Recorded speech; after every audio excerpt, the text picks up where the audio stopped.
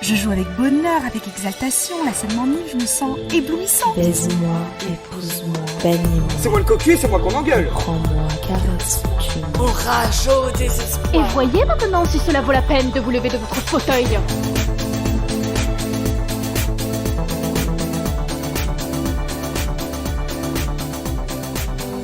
Bienvenue dans ce nouvel épisode de Hors Scène, le podcast qui dévoile les dessous du théâtre.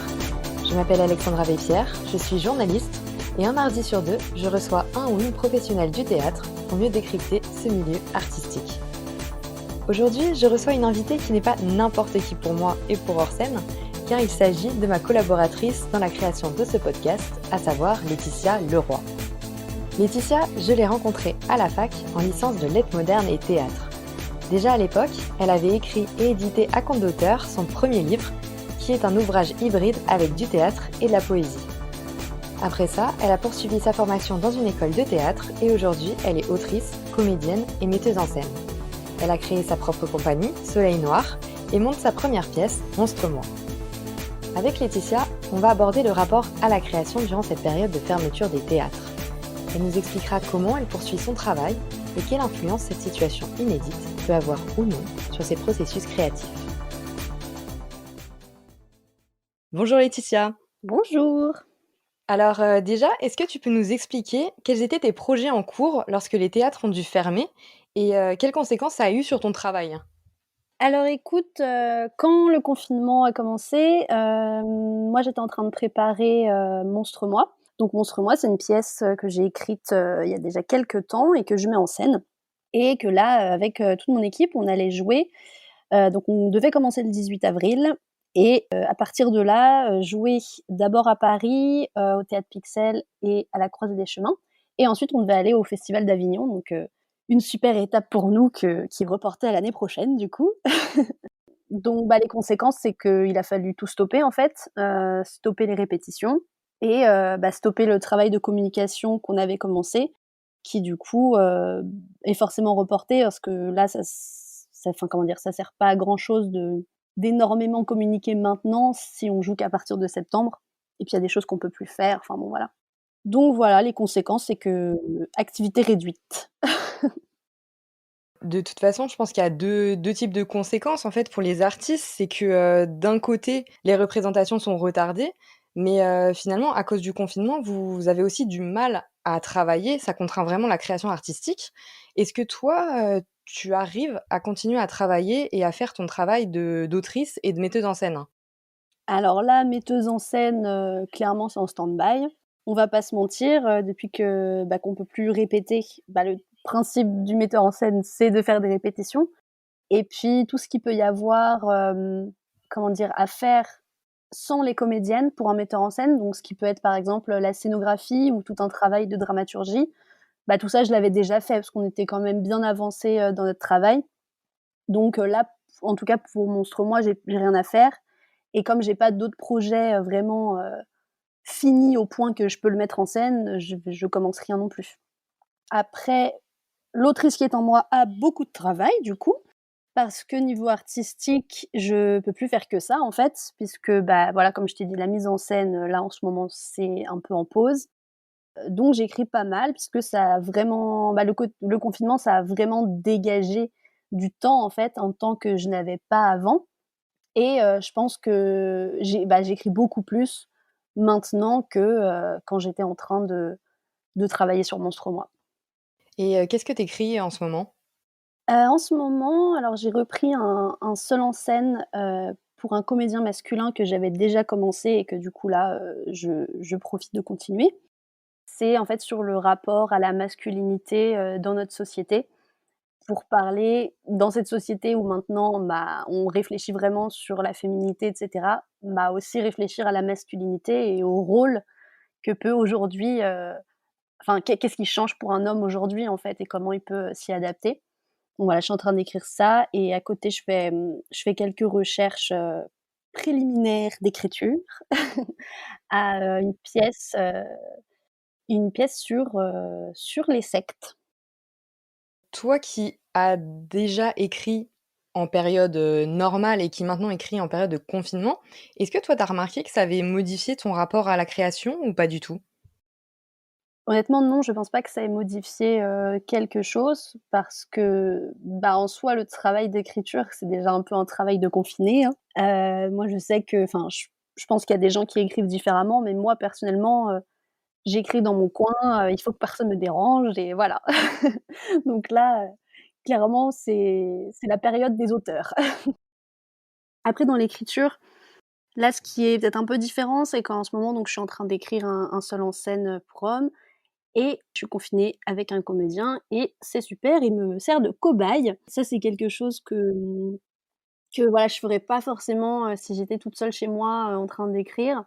Et là, ce qui se passe, c'est que du coup, bah, je lui fais lire, finalement, les textes et donc je lui fais lire, bah, il les lit de son côté, il me donne son avis, hein, puisque, bah, j'écris pour homme, mais je suis une femme, donc c'est intéressant d'avoir un point de vue, masculin, quand même et il me les lit à haute voix pour que je les entende. C'est vraiment bien de pouvoir les entendre, en fait, parce que parfois quand on écrit, voilà, il y a quelque chose qui ensuite va être dit et on se rend pas forcément compte en écrivant. En écrivant, ça peut paraître la phrase la plus géniale du monde et en fait, quand il le dit, ben, il est un peu bloqué. Il me dit, «Ouais, mais ça, c'est je sais pas comment le dire, comment sortir ça, parce que ça va être trop littéraire peut-être». Donc voilà, il y a ça me permet en fait de prendre de l'avance un peu sur le travail qu'en général je fais en même temps que la création. Et est-ce que toi, ça t'aide du coup de t'extraire, donc de la société, d'éviter les médias, l'agitation, d'avoir un nouveau lieu, un nouveau quotidien ou pas? Oui, parce qu'il y a plus de temps et qu'il y a tout le quotidien, qui est un peu évacué au final. Donc là, quand j'écris, bah, je m'y mets et puis j'écris vraiment. J'ai tellement de temps par rapport à d'habitude où d'habitude, bah, on court partout, il faut prendre le métro, il faut, aller, faire les répétitions, le travail, les amis, même si j'adore mes amis, hein, mais mais ça prend du temps aussi. Donc voilà, tout le quotidien est complètement évacué et là, il y a plus que, enfin j'exagère, j'écris pas toute la journée honnêtement, hein, mais mais au moins, il y a vraiment ce temps-là qui est consacré à l'écriture et où je me dis: «Bah voilà, tous les jours, je me mets devant mon ordi et j'écris un peu». Ce qui est quelque chose, que je faisais pas avant et que je devrais faire honnêtement parce que je pense qu'il y a beaucoup d'écrivains, qui font ça, qui se donnent un rythme, qui disent, «Bon, bah, tous les matins, de 8 heures à 10 heures, je vais écrire quoi qu'il arrive» et voilà et je pense que c'est un truc bien parce que ça permet de, bah, de vraiment prendre le temps, d'écrire quoi et de travailler. Mais du coup, toi qui cumules les 2 casquettes, donc d'autrice et de metteuse en scène, est-ce que tu penses pas que ce qui se passe en ce moment, finalement, tu pourrais le reproduire par la suite, mais volontairement cette fois, et te dire que, tu pourrais, par exemple, te couper du monde pendant, je ne sais pas, 2 mois et mettre en stand-by, toutes tes activités, autres, comme, metteuse en scène et vraiment te concentrer, uniquement sur l'écriture? Oui, bien sûr, bah, ce qui existe, déjà aujourd'hui, même hors confinement, c'est les résidences d'écriture et je pense que c'est vraiment quelque chose de super. Donc c'est voilà, c'est des auteurs qui sortent un peu de leur réalité, pour aller écrire pendant une certaine période. Ça dépend des résidences d'écriture, il y en a qui sont courtes, puis il y en a qui sont plus longues. Je pense que c'est déjà quelque chose qui existe et qui est vraiment intéressant. J'y avais déjà un peu pensé, puis bon, je l'avais laissé de côté et là, je me rends compte que je me concentre vraiment sur une chose et voilà et du coup, j'y arrive. Alors que c'est vrai que moi, j'ai tendance à être un peu hyperactive et avoir besoin de faire beaucoup de choses, sauf que du coup, forcément, ça éparpille mon énergie. Donc c'est sûr que ça peut vraiment être intéressant d'avoir comme ça des temps d'écriture, puis ensuite de création et cetera. Après, comme je dis, voilà, je suis un peu hyperactive, je sais pas si j'arriverai à supporter, 6 mois de de stop et de juste écrire. Parce que j'aime bien faire plein de choses, donc voilà. Est-ce que en fait, ça modifie un peu ta vision, du théâtre, le fait qu'il y ait pas de scène en ce moment? Est-ce que ça pourrait, par exemple, te pousser à imaginer, je sais pas, un théâtre sans représentation, à l'image de du théâtre dans un fauteuil, que proposait Musset? Est-ce que toi, c'est quelque chose qui peut t'intéresser ou pas trop? Franchement, enfin, c'est pas que j'arrive pas, mais oui, j'ai du mal à imaginer un théâtre, sans scène. Enfin, je sais qu'évidemment ça existe, hein, et c'est super, mais moi personnellement, j'ai besoin de la scène. Enfin, c'est pas possible. Je me dis juste, là, c'est comme si c'était une pause et je me dis: «Bah, de toute façon, ça va rouvrir et ça va recommencer». Du coup, j'avoue que pour l'instant, non, c'est pas quelque chose auquel je pense. Par contre, on ne sait pas vraiment quand les théâtres vont rouvrir. Est-ce que, tu commences à imaginer d'autres lieux possibles dans l'espace public où tu pourrais faire tes pièces? Est-ce que là, dans ta création de ton seul en scène, par exemple, tu t'imagines peut-être pouvoir le jouer ou le donner ou le mettre en scène dans un autre espace, dans la rue, par exemple, où il y aurait moins de public et où on aurait plus le droit de le faire? Pour l'instant, non, honnêtement, parce que comme je te disais tout à l'heure, j'imagine pas, enfin, ça me semble impossible, peut-être que je me fais des illusions, mais j'ai l'impression que c'est impossible que les théâtres ne rouvrent pas et j'ai qu'une hâte, c'est qu'ils rouvrent. Donc c'est vrai que pour l'instant, je suis juste, comment dire? En train d'écrire pour la suite, mais pour une suite où, pour moi, il y a du théâtre. Après, c'est peut-être enfin, imaginons un monde, voilà, où on soit obligé de ne plus aller dans les théâtres. Bah, oui, je pense que là, il faudrait y réfléchir, mais pour l'instant, ça me semble trop tôt. Psychologiquement, j'arrive pas à l'imaginer là. Il y a certains artistes qui, essaient d'investir de nouveaux espaces, mais cette fois, plutôt dans le numérique, donc la vidéo, les réseaux sociaux et ils comme ça, ils continuent à créer. Est-ce que toi, tu y as déjà songé ou pas trop? Ouais, bah, j'y ai songé, en fait, quand ça a été clair et sûr et certain, même si on s'en doutait, un peu avant, que, le festival d'Avignon n'aurait pas lieu et du coup, que je n'allais pas jouer jusqu'à, enfin, que j'allais reprendre peut-être, qu'en septembre.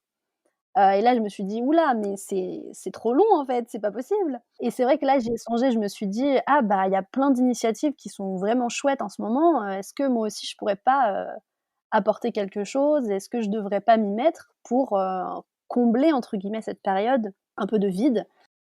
Et puis après, je me suis dit, bah, que j'ai pas envie de créer pour créer et si je fais ça, c'est pour raconter quelque chose vraiment. Donc comme je considère pas là, voilà, j'ai pas encore eu, l'idée lumineuse de d'un format, voilà, qui a pas été fait ou qui va parler de quelque chose de novateur, de super et tout. Du coup, je préfère, pas me lancer là-dedans et me dire: «Bon, bah, voilà, j'écris et puis on verra plus tard pour ça», mais voilà. Mais toi, a priori, t'es pas réfractaire, à ces formats-là, au format vidéo, par exemple, ça peut t'intéresser? Ah oui, non, je suis pas réfractaire du tout à ça, c'est un autre format. C'est évidemment, c'est très différent puisque quand on est sur scène, on a le public directement, face à nous. On le sent, quoi. Il y a une proximité avec le public et je pense que tous les comédiens de théâtre, c'est aussi ça qu'ils recherchent et qu'ils aiment. Après avec la vidéo, les réseaux sociaux et cetera, c'est un rapport, c'est peut-être pas le bon terme, mais un petit peu plus froid. C'est-à-dire que le public, on n'aura pas sa réaction en direct. On a les réactions, par les likes, les commentaires et cetera, mais c'est après. En fait, je pense que c'est pas la même chose, donc c'est génial qu'il y ait aussi des initiatives comme ça et ça me plaît aussi, hein. J'aime la vidéo, enfin ça m'intéresse. J'aimerais bien, voilà, petit écart, mais sur le sujet du théâtre, mais j'ai écrit un scénario d'un court métrage, donc voilà, c'est des trucs, voilà, c'est quelque chose qui m'intéresse aussi, mais pour moi, c'est différent. Étant donné que le confinement, pour toi, n'a pas vraiment d'impact sur tes processus créatifs, mais que, au contraire, ça va même plutôt t'inciter à écrire davantage, j'aimerais un peu revenir sur, la base. Donc, pourquoi toi, tu écris déjà? Alors moi, j'écris, depuis que je suis toute petite, hein, depuis que je tiens un stylo dans ma main. Donc je pense que d'abord j'écris parce que c'est un besoin, en fait. Je pense que voilà, c'est quelque chose qui est ancré en moi depuis que je suis petite et je peux pas m'en passer. J'écris déjà parce que j'en ai besoin. Après, évidemment maintenant Il y a plus que ça, il y a évidemment une réflexion sur ce que j'écris et voilà, moi j'ai envie d'écrire pour trouver du sens, en fait, je pense. Trouver du sens à la société, dans laquelle on évolue aujourd'hui, et faire réfléchir les gens sur cette société et pas être bloqué dans des choses du passé et avancer et je pense que l'art permet vraiment ça, d'avoir une vraie réflexion, en fait, sur ce qui se passe, même sur l'actualité et cetera et c'est ce qui me plaît beaucoup avec l'écriture. Donc finalement, les thématiques, de société, c'est quelque chose qui va t'inspirer particulièrement? Oui, oui, je dirais ça, ouais. Il y a certaines choses qui m'intéressent, enfin, tout ce qui est psychologie humaine, en fait, ça m'intéresse beaucoup. Du coup, forcément, c'est un lien avec tout ce qui se passe dans la société. Voilà, tout ce qui est aussi j'ai une petite marotte, qui est le féminisme, Mmh. Ah bon? comme peut-être certains l'auront compris avec mes réponses précédentes. Mmh. Donc voilà, tout ouais. Ouais, on peut le dire, ouais. Je sais pas si par contre on peut dire que je suis engagée dans mon écriture parce que je veux pas non plus, marteler des idées, en fait. Pour moi, voilà, c'est vraiment ce que je disais juste avant, c'est de faire réfléchir, et j'essaye vraiment d'écrire dans ce sens-là, et pas pour donner mes points de vue à moi et j'espère que les gens, vont pas croire que je donne mes points de vue parce que vu ce sur quoi j'écris, sur les tueurs en série et cetera, je pense que je peux peut-être faire flipper certaines personnes, mais mais non, voilà, c'est pas Mais j'ai remarqué que dans tes pièces, enfin, tu intègres beaucoup les valeurs de la diversité. Enfin, il y a tu des personnages, trans, t'as des lesbiennes, t'as aussi ton seul en scène en ce moment où tu, essaies de réfléchir sur les masculinités. Est-ce que dans ton processus créatif, c'est en fait ces valeurs qui vont t'inspirer et tu vas te dire: «Tiens, je veux écrire sur cette diversité» ou alors c'est l'inverse, tu as une idée et ensuite tu intègres, un peu sans forcément le décider, mais ces valeurs à ta pièce? c'est plutôt, la deuxième solution. Par exemple pour Monstre moi, j'ai d'abord eu l'idée, des tueurs en série parce que c'est quelque chose, à ce moment-là qui vraiment, m'intéressait, tout ce côté de manipulation et cetera qui m'intéresse, voilà, je lisais beaucoup de choses sur la criminologie à cette période et c'est vraiment après, que je me suis dit, que ah bah, il faut en fait que ce soit des femmes, parce que d'abord en fait, j'avais pensé le tueur en série en tant qu'homme et en fait, je me suis rendu compte, que, bah, ce serait beaucoup plus intéressant que ce soit une femme pour «changer» entre guillemets, enfin pour parler d'autre chose, pour raconter quelque chose d'autre. Donc voilà, c'est vraiment venu après et je pense que souvent, voilà, j'ai des idées et j'ai envie d'apporter mes valeurs à moi, forcément dans ce que j'écris.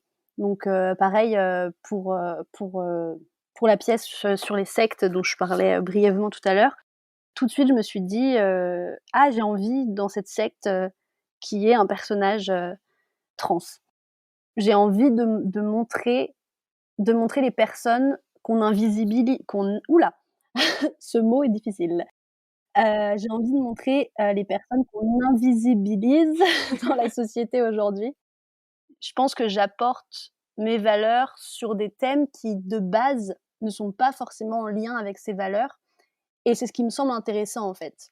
Parce que parfois, à trop vouloir parler, par exemple, de féminisme pur ou de ce genre de choses, il y a un peu un côté martèlement d'idées et c'est intéressant de plutôt, je pense, montrer dans des thèmes où normalement on ne parle pas de ça, voilà, simplement de montrer une femme tueuse en série, de montrer des lesbiennes où c'est pas forcément, le sujet de l'histoire qu'elles soient lesbiennes, c'est juste elles sont comme ça et voilà.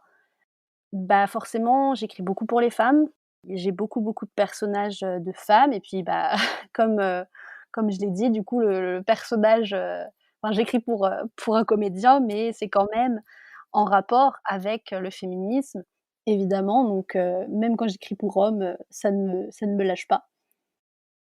Est-ce que du coup, tu peux, nous raconter les différentes étapes de création?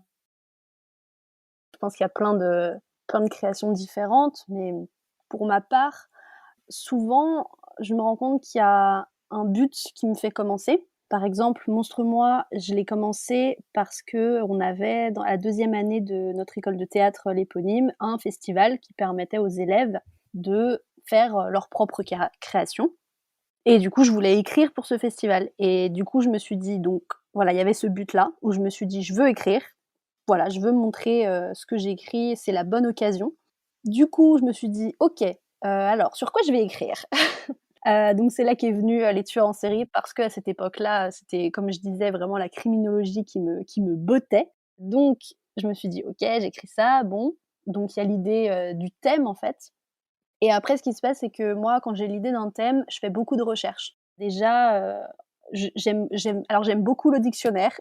J'ai un problème avec le dictionnaire, je recherche les mots, dans le dictionnaire. Quand j'ai un thème, c'est la première chose un peu que je fais. J'essaye vraiment de comprendre tout le sens des mots parce que c'est super intéressant un mot. Il peut y avoir tellement de sens en fait, des anciens sens, des sens qu'on n'utilise plus, des sens qui sont cachés. Enfin, c'est voilà, c'est une langue vivante donc c'est riche forcément et les mots sont vraiment importants pour moi en fait. Donc voilà, je pars, je pars du dictionnaire et après, je fais des recherches, je lis pas mal de livres sur les sujets que je veux aborder. Je vais regarder des vidéos, enfin j'essaye de trouver, plein de supports en fait. Il va y avoir des supports vraiment théoriques, des essais, des personnes qui ont vraiment réfléchi à ce sujet, mais j'aime bien aussi, utiliser les fictions qui ont déjà été faites là-dessus. Donc voilà, je regarde des films, je lis des livres aussi de fiction qui m'inspirent aussi. Donc voilà, il y a la phase recherche. Après la phase recherche, il y a aussi le côté création des personnages parce qu'évidemment, bah, c'est très important les personnages au théâtre, hein, on va pas se mentir. Pour moi, c'est vraiment important de créer des personnages complexes pour reparler un peu, homme-femme, mais voilà, je veux montrer un personnage qui soit pas tout rose et pas tout bleu. Il est complet et du coup, j'essaye vraiment de réfléchir à la personnalité du personnage et même à son histoire et cetera. Voilà et après quand j'ai tout clarifié un peu tout ça, bah, là j'écris. En général, je me fais pas de plan d'écriture, enfin parfois je sais pas toujours où je veux aller, parfois oui, mais c'est vrai que je marche beaucoup à l'inspiration. Du coup, j'écris comme ça vient et après, une fois que j'ai écrit, tout et n'importe quoi, là je relis et puis, je réfléchis plus à ce que j'écris et à remanier un peu et cetera. Et après, ce que j'aime bien faire quand c'est écrit, c'est, le faire lire pour avoir des avis. Voilà, j'aime bien avoir des avis. Je les écoute pas toujours, mais voilà, j'aime bien en avoir quand même. Et voilà et puis après, bah, quand ça me semble fini alors après, moi, je suis très perfectionniste, sur mes écrits, en tout cas, parce que je vais beaucoup relire et parfois, je relis et j'arrive à un point où je vais juste changer un mot ou une ponctuation ou un truc comme ça, mais quand je me dis: «C'est fini», bon là, normalement, je me suis vraiment dit: «Ça va, ça a l'air bien». Et après, enfin, ce qui se passe aussi, c'est que quand je le monte, enfin, j'ai vu ça du coup avec Monstre-moi, parfois, il y a des choses qui passent bien à l'écrit et puis finalement, bah, on a envie de remanier un petit peu, sur le moment quand on entend les comédiennes, le dire réellement. Donc voilà, écriture et puis après, quand c'est fini et bah, on le monte. Mais du coup, est-ce que dès la phase d'écriture, tu commences à penser à la mise en scène ou pas? J'y pense pas je pense que j'y pense pas consciemment. Je me dis pas: «Je vais faire ça, je vais faire ça» et cetera. Après, il y a quelque chose qui se met en place, enfin, quand j'écris, j'ai vraiment des images qui me viennent, un peu toute seule, en fait, sans forcément que j'y réfléchi, mais il y a forcément des images et du coup, ces images-là, bah, m'inspirent pour, la mise en scène, qu'il va y avoir après. En général, quand je commence la mise en scène, il y a quand même déjà pas mal de choses que j'ai décidées, même si ce que j'ai décidé, ça peut changer, clairement. Et surtout, au niveau des personnages, au niveau de la direction du coup, des acteurs et des actrices, je vais plus m'appuyer sur ce qu'on peut me proposer, en fait. J'aime bien bon, j'ai toujours mes idées, hein, sur les personnages et cetera, mais parfois, le comédien ou la comédienne, il va dire d'une certaine façon ou qui nous étonne, en fait. que voilà, j'avais pas forcément pensé à ça et en fait, je me dis: «Ah bah oui, c'est exactement comme ça qu'il faut le dire, en fait». Du coup, voilà, moi, la mise en scène, en tout cas du côté de direction des acteurs, en général, j'ai pas beaucoup de choses préconçues. J'aime bien, dans un premier temps, les laisser faire un peu, à leur sauce. Je dis pas grand-chose au début. Comme ça, je vois ce qu'eux, ils font et là, ça va me donner vraiment, des idées et clarifier ce que je veux. Est-ce que, pour conclure, tu aimerais, partager le travail d'un artiste que tu as aimé, récemment? Oui, alors, je sais pas si c'est très récent au final, mais bon, je pense que là, on est tous un peu perdus, au niveau temporalité, donc c'est pas très grave. Je sais plus du tout quand est-ce que je l'ai vu. Mais ce qui me vient là, c'est une pièce, que j'ai vue au Théâtre des Amandiers à Nanterre. C'est une pièce qui s'appelle Rémi de Jonathan Capdeville. J'espère que je dis bien son nom de famille parce que j'ai un doute. Donc désolée si vous m'écoutez, désolée si j'ai écorché le nom. Et donc c'était vraiment j'ai trouvé que c'était une mise en scène vraiment magnifique. En fait, c'était très sobre. Il y avait vraiment très, très peu de décors, hein. Je me souviens d'une guirlande lumineuse, mais voilà, il y avait pas grand-chose. On avait vraiment, en tant que spectateur, une large place, d'imagination. Ça, j'ai vraiment beaucoup aimé. Et puis les comédiens étaient vraiment super. Les comédiens et les comédiennes, étaient vraiment super, super, honnêtement. Ils jouaient plusieurs rôles, enfin c'était vraiment intéressant. Voilà et puis il y avait des lumières, ils jouaient beaucoup sur le son aussi, il y avait beaucoup de sons avec, des jeux sur les micros et cetera et des costumes aussi, très marrants. Il y avait des marionnettes aussi, enfin il y avait plein de choses et voilà, moi ce que j'ai beaucoup aimé en plus, c'est que, ça parlait de saltimbanque en fait, donc forcément, comme je disais tout à l'heure, que j'aime bien les personnages, qui sont pas forcément montrés tout le temps, un peu «marginaux» entre guillemets. Ça m'a vraiment intéressée, ça m'a beaucoup touchée et j'ai trouvé qu'il y avait quelque chose de très intéressant, c'est qu'en fait, à la fin du spectacle, ils distribuaient, un CD avec, en fait, la suite de l'histoire et donc son spectacle, il était en 2 fois. Il y avait le spectacle sur scène et ensuite on rentre à la maison et on écoute en fait, une fiction, audio de la suite de ce qu'on a vu sur scène et j'ai trouvé que c'était vraiment intéressant. Enfin, voilà, c'est pas quelque chose, de classique qu'on voit tout le temps et ça fait réfléchir aussi sur la possibilité, d'un théâtre hors scène, tout simplement. Merci beaucoup à Laetitia d'avoir partagé avec nous ces processus créatifs. Pour le petit teasing, on la retrouvera lors de notre acte 2 où on suivra étape par étape la création de sa pièce Monstre-moi. Merci à vous d'avoir écouté ce tout premier épisode de Hors Scène. Si vous aussi, vous souhaitez partager vos expériences théâtrales, retrouvez-nous sur Facebook et Instagram, on lira tous vos messages avec attention. Si cet épisode vous a plu, n'hésitez pas à vous abonner sur votre application de podcast préférée, laissez-nous plein d'étoiles et parlez-en à tous vos amis. Et si cet épisode vous a déplu, je vous conseille d'écouter le suivant, juste pour être sûr. Le générique de cet épisode a été créé par Thomas Rodriguez et nos visuels par Lucie Aymar. Merci à eux, merci aussi à Ludovic Jérôme Gombeau et à toutes les personnes qui ont accepté d'être nos cobayes pour la création de ce podcast. On se retrouve très prochainement pour un nouvel épisode. Allez, à bientôt!